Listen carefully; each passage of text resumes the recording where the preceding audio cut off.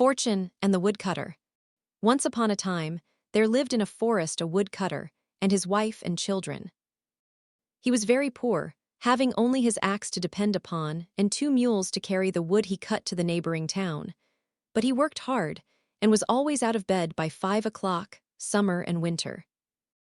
This went on for 20 years, and though his sons were now grown up and went with their father to the forest, everything seemed to go against them, and they remained as poor as ever. In the end, the woodcutter lost heart and said to himself, "What is the good of working like this if I never am a penny the richer at the end? I shall go to the forest no more. And perhaps, if I take to my bed and do not run after fortune, one day she may come to me."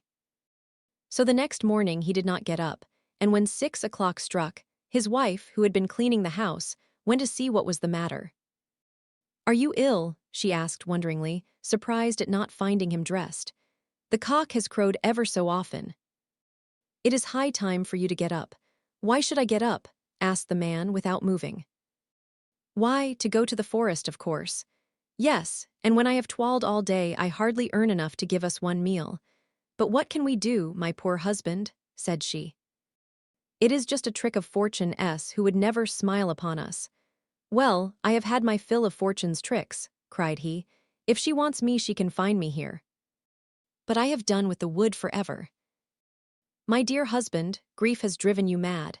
Do you think Fortune will come to anybody who does not go after her? Dress yourself and saddle the mules and begin your work. Do you know that there is not a morsel of bread in the house?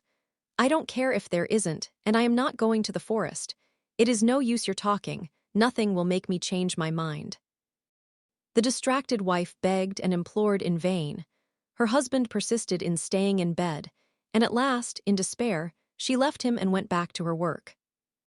An hour or two later a man from the nearest village knocked at her door, and when she opened it, he said to her, "Good morning, mother. I have got a job to do, and I want to know if your husband will lend me your mules, as I see he is not using them and can lend me a hand himself." "He is upstairs, you had better ask him," answered the woman, and the man went up and repeated his request. "I am sorry, neighbor, but I have sworn not to leave my bed, and nothing will make me break my vow." "Well then, will you lend me your 2 mules? I will pay you something for them." "Certainly, neighbor, take them and welcome." So the man left the house, and leading the mules from the stable, placed 2 sacks on their back, and drove them to a field where he had found a hidden treasure. He filled the sacks with the money, though he knew perfectly well that it belonged to the Sultan, and was driving them quietly home again, when he saw 2 soldiers coming along the road. Now the man was aware that if he was caught he would be condemned to death, so he fled back into the forest. The mules, left to themselves, took the path that led to their master's stable. The woodcutter's wife was looking out of the window when the mules drew up before the door, so heavily laden that they almost sank under their burdens. She lost no time in calling her husband, who was still lying in bed. "Quick, quick, get up as fast as you can. Our 2 mules have returned with sacks on their backs, so heavily laden with something or other that the poor beasts can hardly stand up." "Wife, I have told you a dozen times already that I am not going to get up. Why can't you leave me in peace?" As she found she could get no help from her husband, the woman took a large knife and cut the cords which bound the sacks onto the animals' backs. They fell at once to the ground, and out poured a rain of gold pieces, till the little courtyard shone like the sun. "A treasure," gasped the woman as soon as she could speak from surprise. "A treasure," and she ran off to tell her husband. Get up," she cried. "You were quite right not to go to the forest and to await fortune in your bed. She has come at last.